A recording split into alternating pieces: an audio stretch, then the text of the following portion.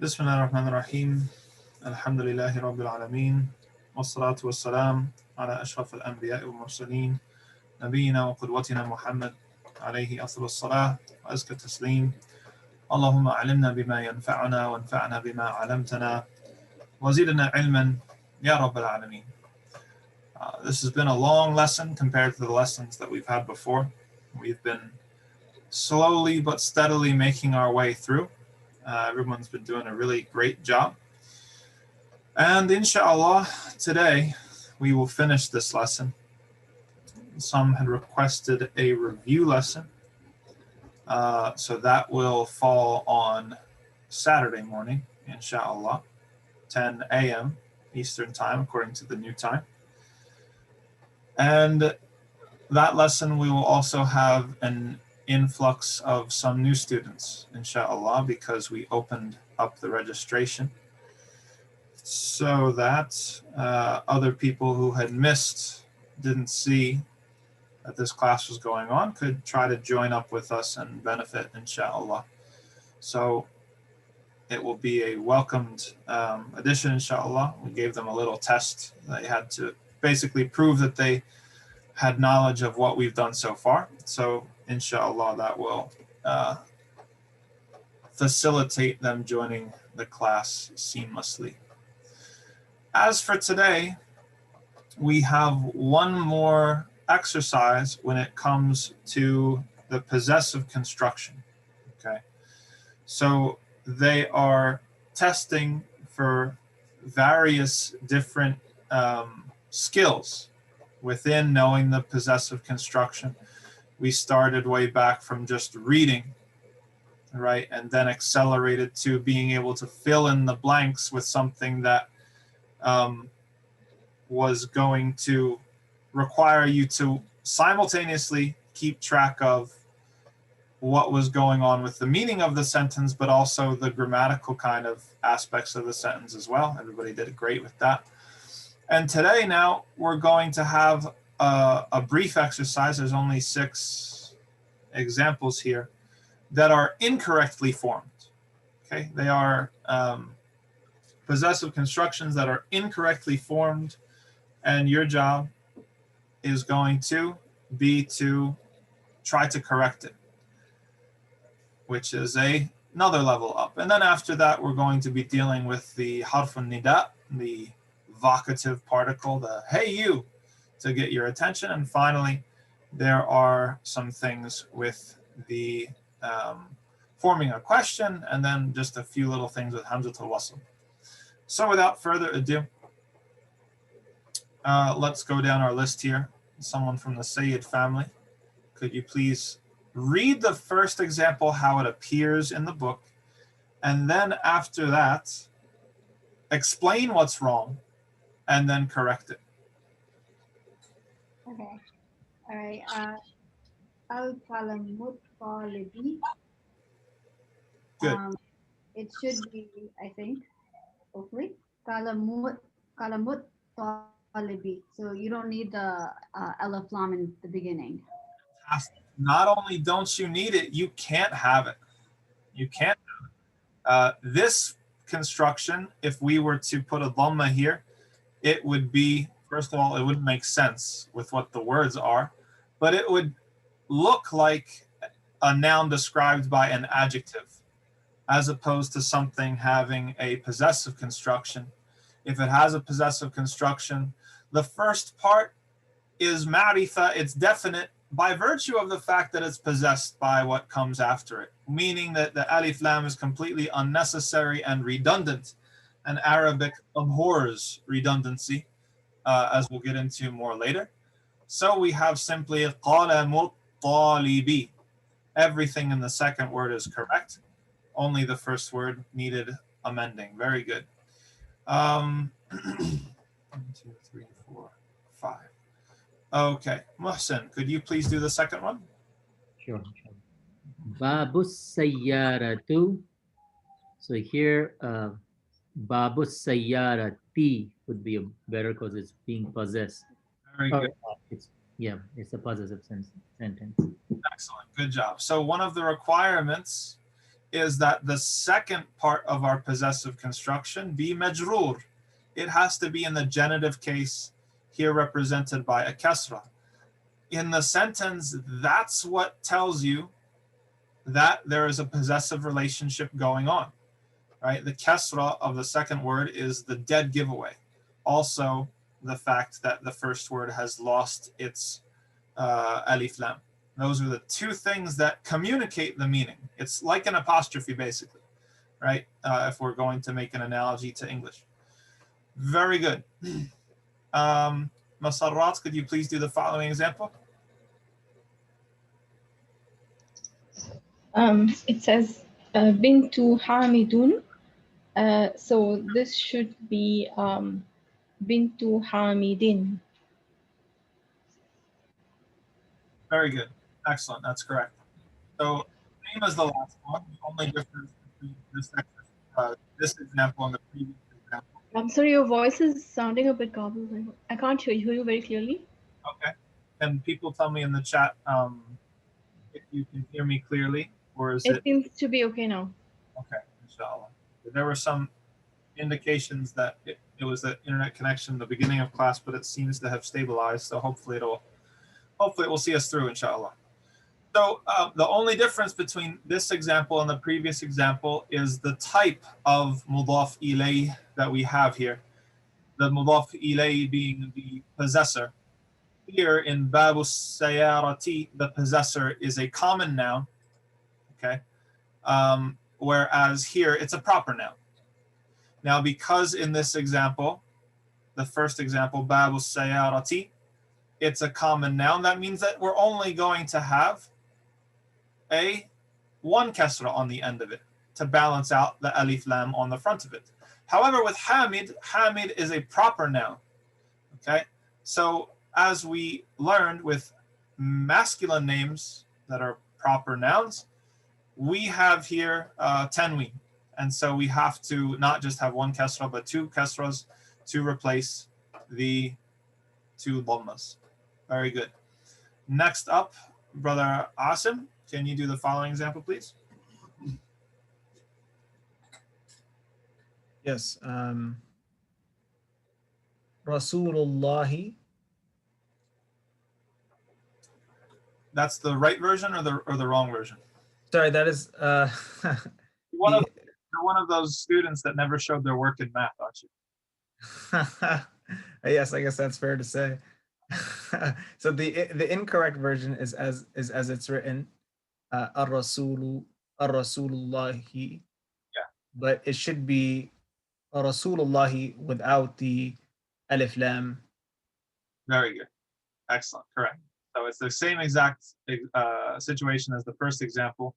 The alif lam is redundant. It's ma'rifa. It is definite due to its being possessed by the mudaf ilayh, meaning that the alif lam is redundant and unnecessary, and Arabic says that means you cannot have it there.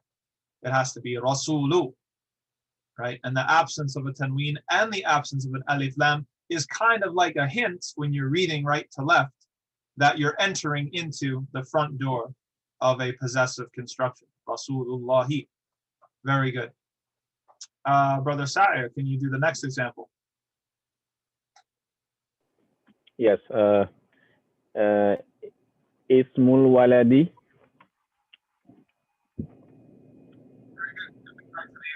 Again, so listen to what he said. Ismul waladi. What we have written here is Ismul walada. Okay, so we have al-walada is in the accusative case, which is used for objects of various kinds. That's incorrect. That's not what we use. That's the wrong case to describe the possessive relationship between two nouns. So the correct case is the genitive case that's represented by the kasra in this situation. So it should be ismul waladi, and everything else is correct. Good. And the final example, Sister Aram, could you please do the final example for us? It's written Ibnul Mudarrisi. I think it sounds correct to me. Oh, okay, the tanween. is the wrong. Okay, ibnul mudarrisi. But yeah, Excellent but the job. kasra at the end is, yeah, because it's okay. Yep. I don't know if I can explain in right words, but ibnul mudarrisi. Okay. That's fine. No, you did great and excellent bonus points for working together there. MashaAllah. So the incorrect thing here was that the mudaf, the thing being possessed, has a tanween. It can neither have an alif lam nor can it have a tanween. Every other example where there is an error in the first word, this example, and that example, the error was adding an alif lam, right? But the same type of error would be to add a tanween. The requirements of the mudaf, the first part of the possessive construction, the thing being possessed, is that it can neither have an alif lam nor can it have a tanween. That's our signal that we're entering into a possessive construction. So instead of ibnun nil mudarrisi, which would be the correct pronunciation if this was such a thing, we have instead ibnul mudarrisi, the son of the teacher or the teacher's son, rendered idiomatically. Very good. Excellent work, everybody.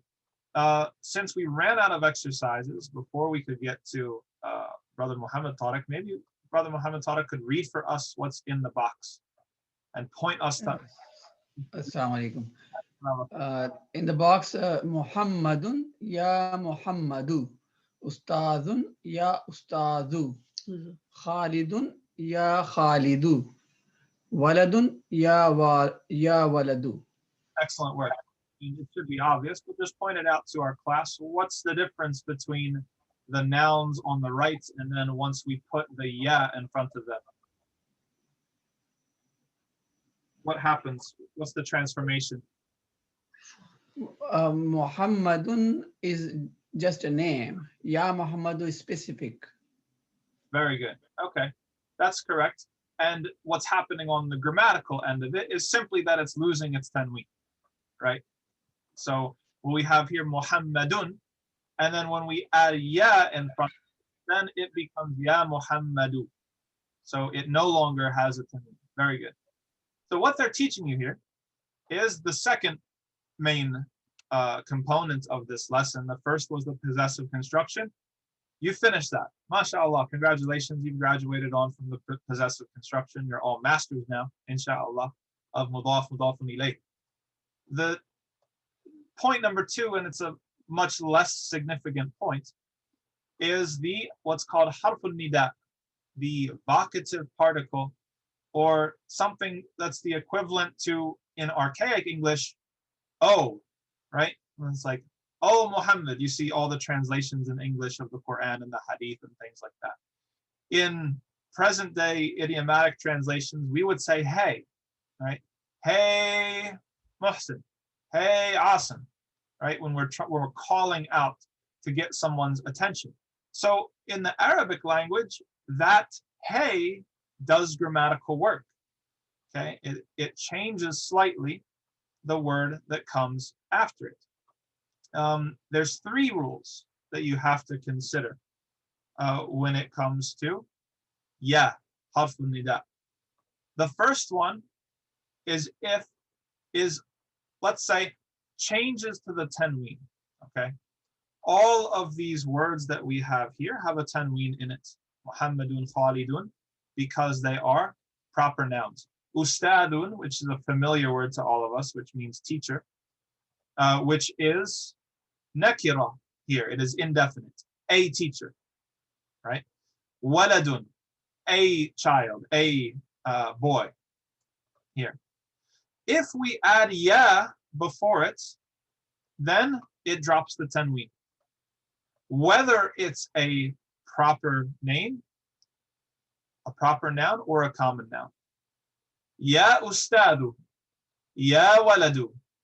You hear this all the time in Saudi Arabia, a very common thing to hear on the streets. Ya walad. Of course, they don't pronounce the final haraka. That's the custom among the Arabs. Even in Tajweed, we don't pronounce the final haraka. And similarly, ya khalidu. So this is the rule for these sorts of singular nouns if they have a tanween. It loses the tanween. What's the second rule of ya? I'm going to write it in for you here. If we have, for example, what if we have a name with an alif lam? Let's say we have Ar-Rahman. Oops. The pen slipped.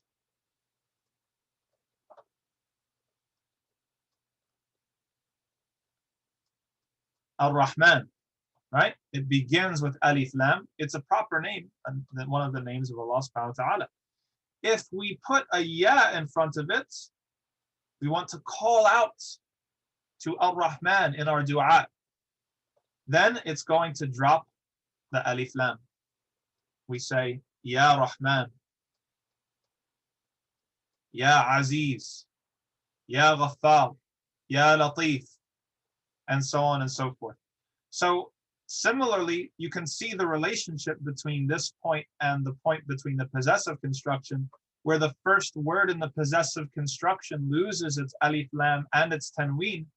Similarly, if a word comes after ya, then it loses its alif lam or its tanween, right? That's the relationship.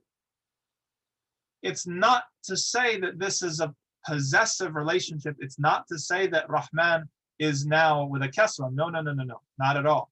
But you can see the fact that it loses its alif lam and loses its tanween makes it resemble what we just learned, which is why the author, may Allah bless him and give him long life, put them together in the same lesson. Ya Rahman, Ya Ustadu. The last thing, when it comes to rules regarding ya, these rules we explained, okay, basically every permutation of a simple singular noun that you're calling upon. What if you're calling upon something that's part of a possessive construction? Ooh. Let's take the most obvious and recurring one in the hadith literature. Let's say Rasulullahi.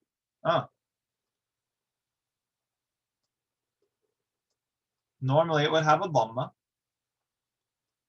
And due to the rules of the possessive construction, Allah is going to have a kasra. Easy. What happens to it? What happens to it if we add a ya before it? If the word after ya is mudaf, is possessed, then it gets a fatha. It becomes in the accusative case, Ya Rasulallahi. And the second word, the mudaf ilay, is unchanged. It's still part of the, this is still a possessive construction.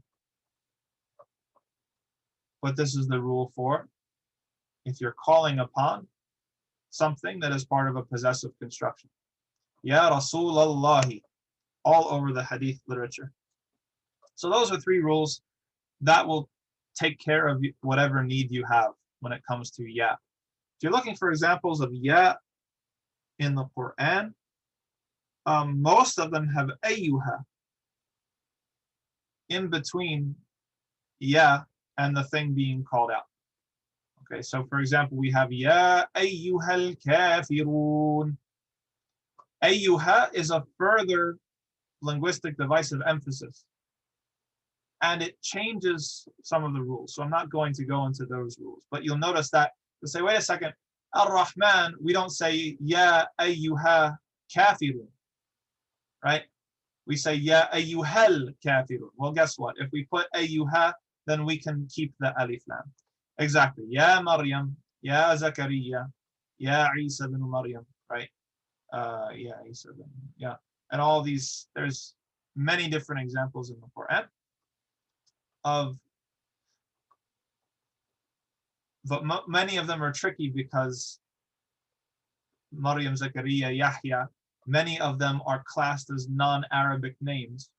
And as we will see later on, it's not worth explaining now, but non-Arabic names have some separate grammar rules from Arabic names. That's later on. These three rules for ya are going to suffice you for a long time. You have ya with a common noun or a proper noun if it has a tanween. You have ya with a noun with alif lam, and then you have ya followed by a possessive construction. That's more than enough. Anybody have any questions about that before we proceed?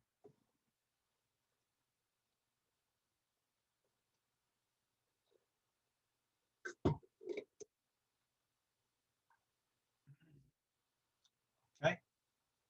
Just like with nikah, I'm going to take your silence as an affirmative, and we're rolling on.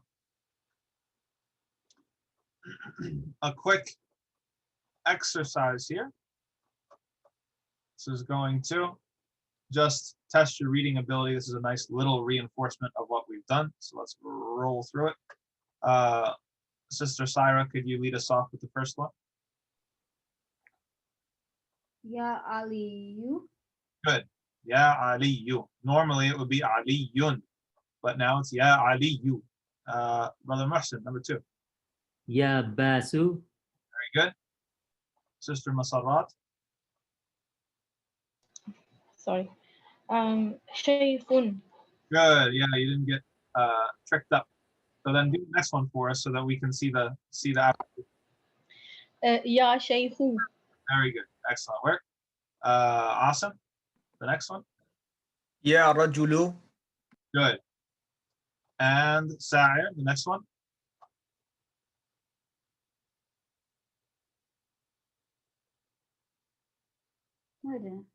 Brother Sa'ir, are you present? Sorry, I was talking while I was muted. Yasaru? Yasirun. Because Yasirun. Okay. name. It looks like Ya Sir. Yasirun. Good. Sister Aram? Ya Ammaru. Very good. And Brother Muhammad? Doktorun. Very good. And finish us off with the last one, since it's the same example. Ya Dokturu. And as you are aware, you know, it's it's the cognate of doctor. The proper Arabic word in classical Arabic is tabib, which we've learned from tib, which is medicine. However, everybody knows what doctor means, and so doctor is also used. Very good. Okay, moving right along. اقرأ المثال الآتي ثم كون أسئلة مثله مشيرا إلى سور التالية. Okay. All they want to communicate to you here is that we can also use the possessive construction with questions. Okay, and we saw that in the initial dialogue as part of this lesson. So what's tricky about it for us, because it's we have to remember that the word order is different. In English, if we were to say, whose book is this? It's different than saying literally, book whose is this, right? So just like with how the word order is different from using the apostrophe in English, the word order is going to be different here when making the possessive into question. So kitabu men is a possessive construction. Notice that kitab has neither alif lam nor tanween, which tells us that it is a possessive construction. Men, who, in this case whose, is mabni. It's not declinable, it's never going to change, which is why it doesn't show the kasra of being in the genitive case. So this is how we form questions with the possessive construction. We put in the front of our sentence or of our question the thing that we're asking about. We're not asking what is this, we're asking whose book is this. Therefore, whose is going to come before this. And we're going to just go down and make similar sentences from the remainder of the objects. So going back to the top, Sister Syra, could you lead us off with this one? Kalamu man hada.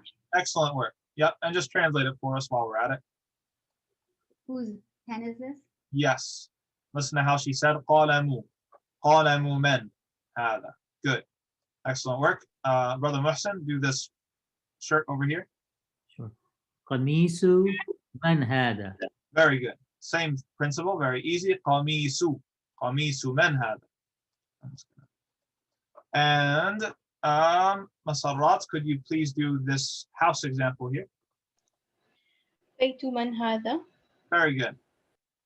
بيت من هذا. As you can tell, now that you all are experts in the possessive and possessive constructions, it's pretty easy. And Brother Asim? سرير من هذا. Very good. Sarir. And I probably don't even need to write anything because you guys are doing it great. And that's it. Okay. Now, here's our last point when it comes to this lesson. The last component of this lesson is learning how to read the hamzatul wasl. Okay, so the first component was possessive construction. You guys, mashallah, tabarakallah, mastered that.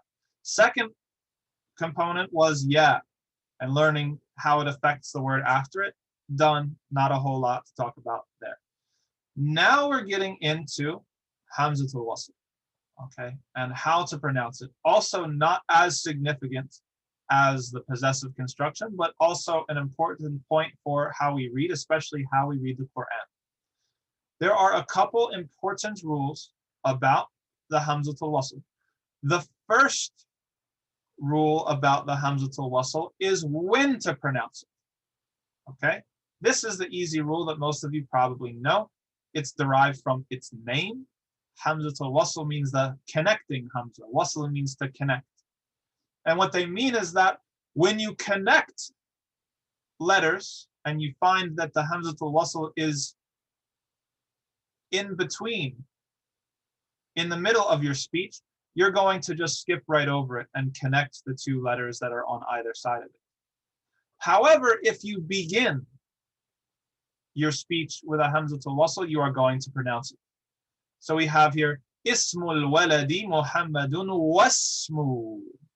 wasmul binti Zainabu. Wasmu. That's why we have a common, we won't get there because we didn't learn that. So we see the difference here between ismu and wasmu. The fact that the hamzatul wasl is preceded by a letter we're pronouncing, which is waw, means that we're not going to pronounce that hamzatul wasl at all. Similar to the hamzatul wasl here in al-bayt, or excuse me, al-bint. We connect the dhamma to the lam. We skip right over the hamzatul wasl that is there. If we were to stop, let's say that we, I don't know, had a coughing jag, or maybe we sneezed in the middle of the sentence. We would say, Ismul waladi Muhammadun wa aju. Ismul binti Zainabu. Or if we wanted to test the last example, we would say, Ismul waladi Muhammadun wasmu aju. El binti Zainabu. Is there a question from the Tariq family? Yes. Please. As we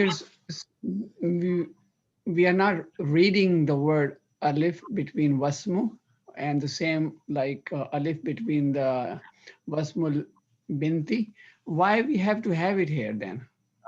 Very good. Because, and this is something I just kind of implied, was that if you stopped, then you would have to say it. Why would you have to say it? Because the letter that comes after it is a sukoon, and a principle of Arabic phonology is that you can't start a word with a sukoon, right? So the hamzatul wasl exists to prevent the problem of starting a word with a sukoon. In English, we have many words. Street, right? I drive my car in the street.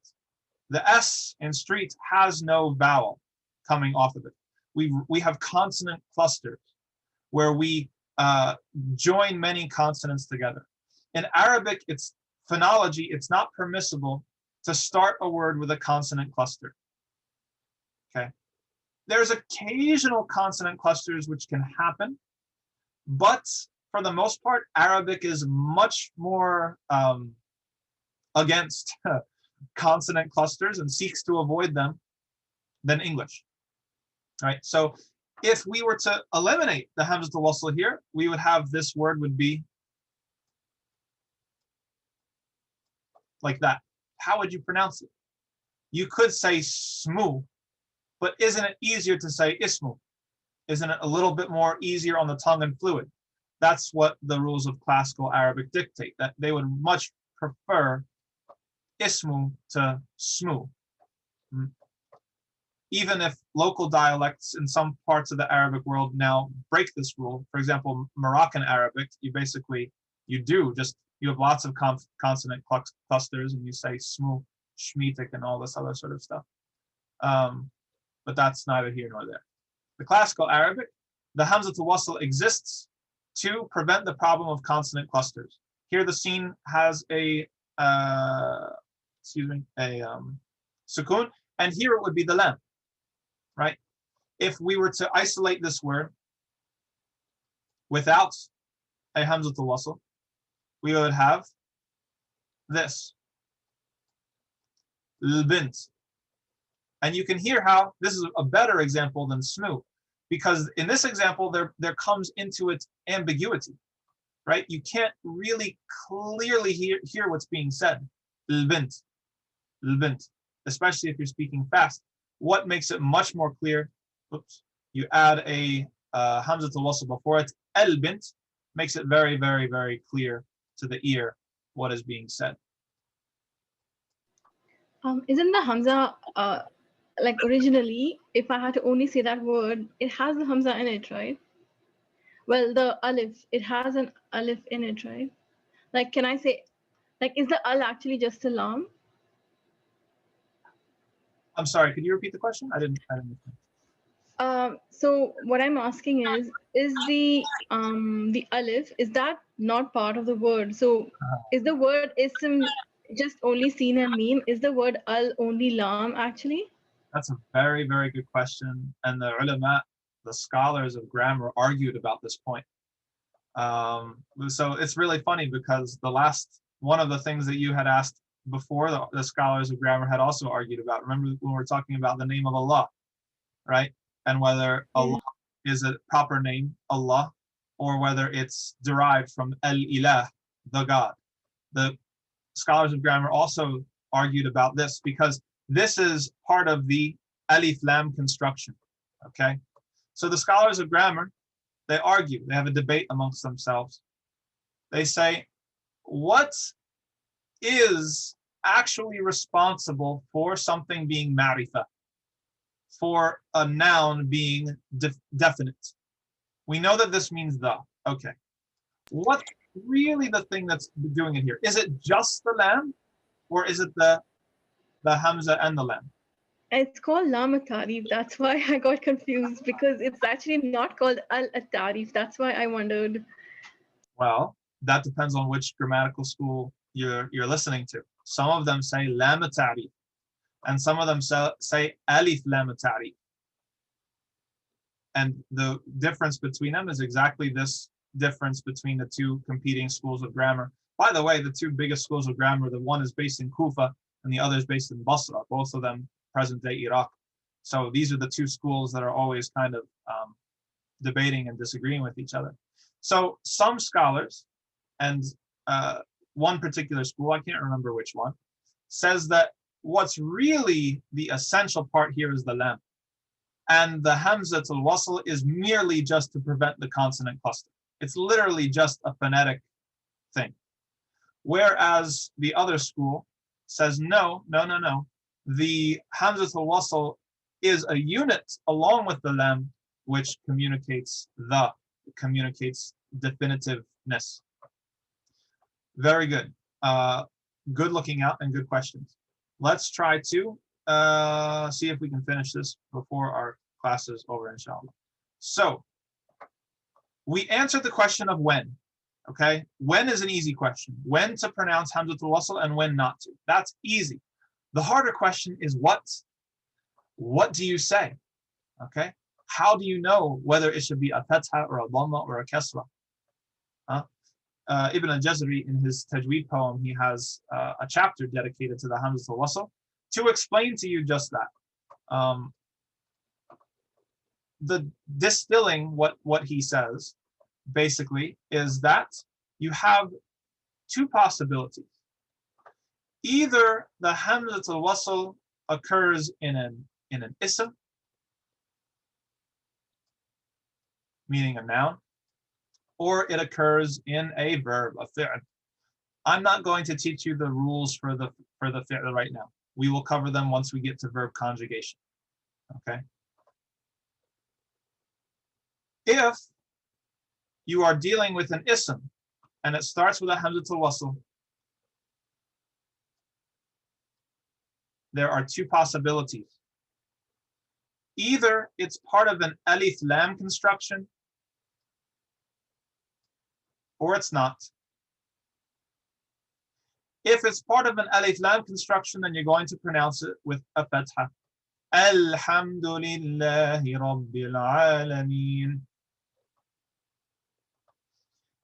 If it is not part of an alif lam construction, like ism, then you're going to pronounce it with a kasra.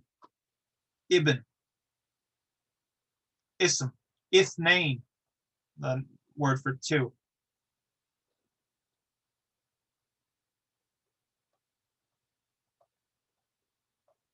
And that's that, right? The actual lines of the poem. وابدأ بحمز الوصل من فعل بضم إن كان ثالث من الفعل يضم واكسره حال الكسر والفتح وفي الأسماء غير اللام وكسر وفي. Yeah, and then he gives a bunch of examples. So basically that's what he's saying. He says that if it's part of alif lam, this device that Arabic uses to make things definite, then you're going to pronounce it with a fatha. Alhamdulillah. And if it's not, if it's part of the actual word to avoid the consonant cluster, then you're going to pronounce it with a kasra, which is all of your examples here. Ismul mudarrisi hamidun wasmul mudiri, or I'm sorry, masmul mudiri. So here we're not pronouncing this because it is preceded by ma. Ibn Khalidin fil madrasati wabnu Hamidin, as opposed to Ibn and Wabn. I think everybody gets the point. We're going to go now without necessarily reading these because it's been 40 minutes already. There are some exercises to read, and there happen to be 6 of them, which is perfect. So all you're going to do is read the sentence and try your best to observe the rules of the hamzatul wasl. So, Sister Sarah, lead us off number 1. Ibnu Muhammadin fil Iraqi wabnu Hamidin fil Hindi. Very good. This is just Iraq, right? Al-Iraq is one of the nations that they have with alif lam in Arabic. The Iraq. Number 2, Brother Muslim. Sure. خرج ابن الطبيب من البيت. Excellent work. Good job. Moving right along. Musarrat, number 3. ذهب ابن التاجر إلى السوق. MashaAllah, very good. A couple of hard things in there. You did well. And number 4, Brother Asim. اسم المهندس فيصل واسم الطبيب مسعود. Very good. Excellent. And now we've learned through learning possession and learning ism how to now talk about people's names. The name of the engineer is Faisal. The name of the doctor is so-and-so. Good. Moving on, Brother Sa'id. Masmur Rajuli. Very good. And that was another tricky one because you have to run ismu into a harf shamsiya, which is ra. So we skip over not just the wasl, but also the lam. Masmur rajuli. Very good. And last but not least, Arum, could you take just the question and then Muhammad Tariq, you can do the answer, and then we'll have everybody covered. Ibnu man anta? Anabnu al-waziri. Very good. Anabnu. Listen to how he ran it together. Anabnu. Excellent work, everybody. And that is hamza al-wasl. That's how you do it. All we have here is a collection of the words that we learned in this particular chapter. Al-Rasul means the messenger. Al-Kaaba is well known. Al-Ism, the name. Al-Ibn, the son. Al-Am, with a shadda, is the paternal uncle. Al-Khal, the maternal uncle. Al-Haqibatu was a bag, a sayara, a car. Al-Shari', the street. Mughlaq, closed or locked. Tahta, underneath. And hunak, meaning over there. And finally, they just remind you the parts of the possessive construction. Sayaratul mudarrisi. Sayaratu is mudaf, meaning the thing being possessed, and mudafun ilayh, the possessor, is al-mudarrisi.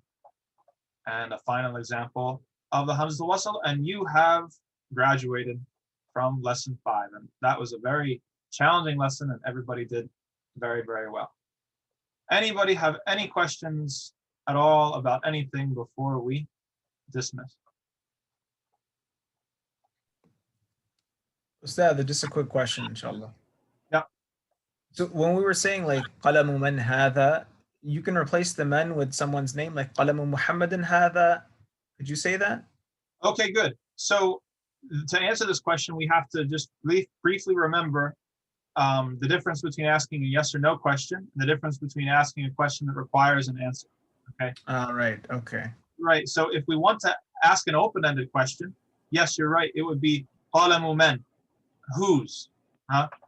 If we want to ask a yes or no question, aywa, exactly, we have the hamza, as mentioned in the chapter. So aqalamu Muhammadin hada. Is this yes or no question? Aqalamu Muhammadin hada. Is this Muhammad's pen? Gotcha. Jazakallah khair. I mean, well, yeah. And you can also, substitute hada with dhalika, which we learned for something far away. Could we also say ahada qalamu Muhammadin? Sorry, repeat the example again. Instead of saying qalamu Muhammad hada, could we also say ahada qalamu Muhammadin? Yes, we could, depending on what we're trying to emphasize, right? So in Arabic, we always are trying to put in the beginning of the question the thing that we're asking about. So if we say aqalamu Muhammadin, means that there's clearly a pen and we're asking who is the pen's owner, right? Is it Muhammad's pen? Whereas if we were to ask, for example, ahada qalamu Muhammadin, then maybe there's many pens on a desk and we're trying to find which pen is Muhammad's out of many pens, right? So you see how the emphasis kind of shifts a little bit. Does that make sense? Yes, alhamdulillah. Okay. Very good. Good question. Any other questions? Just got a quick question. Is the registration still open, and how can people join again? Yes, registration is open for another couple of minutes. No, I'm just kidding. Where did we put the? If you check the Facebook page of the masjid, Okay. there's a link. She has to do it tonight. Tonight's going to be the cutoff. Inshallah. I'm going to send it to her right now. So she'll take the test. There's a flyer that says Arabic level 2. It was posted just a couple days ago, inshallah. Inshallah. All right. Jazakallah khair. Thank you. Okay. Anything else, anybody? Excellent work. Everybody's doing fantastic. Very, very pleased with everybody's progress. Continue to work. Continue to practice writing as much as you can, vocab as much as you can. I know it's difficult to fit it in, but it will enrich. It will enrich everything that we do here. Very good. Until next time, inshallah. Assalamu alaikum wa rahmatullahi wa barakatuh.